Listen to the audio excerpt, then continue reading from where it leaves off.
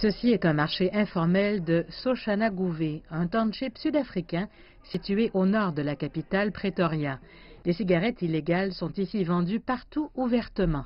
Le commerce illégal est devenu la nouvelle norme et il y a des points de vente où vous trouvez que vous avez plus de produits clandestins que de produits authentiques.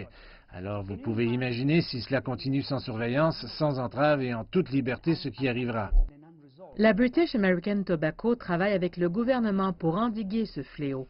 Mais ça n'est pas facile. L'entreprise a dû licencier 700 travailleurs cette année en raison de la baisse des ventes.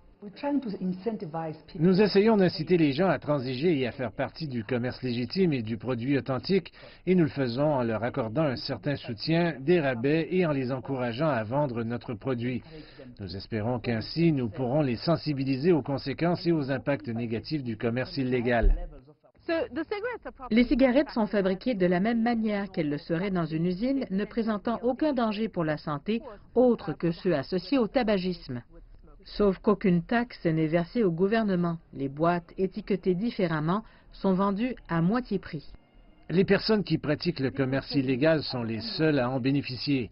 Elles ne créent pas d'emplois durables et n'investissent pas dans cette économie. Elles ne contribuent pas non plus à faire de l'Afrique du Sud un pays meilleur. L'Afrique du Sud a été l'un des premiers pays à signer une convention cadre des Nations Unies sur le commerce illégal des cigarettes en 2013. Mais elle n'a pas fait grand-chose pour endiguer le problème, car elle a perdu plus de 2 milliards de dollars en revenus au cours des 5 dernières années.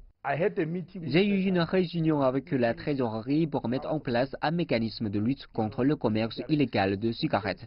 S'il y a une chose sur laquelle nous sommes d'accord avec les cigarettiers, c'est qu'ils disent que c'est dans leur intérêt que c'est également le nôtre. Et je dois avouer que ce type de commerce cause des problèmes.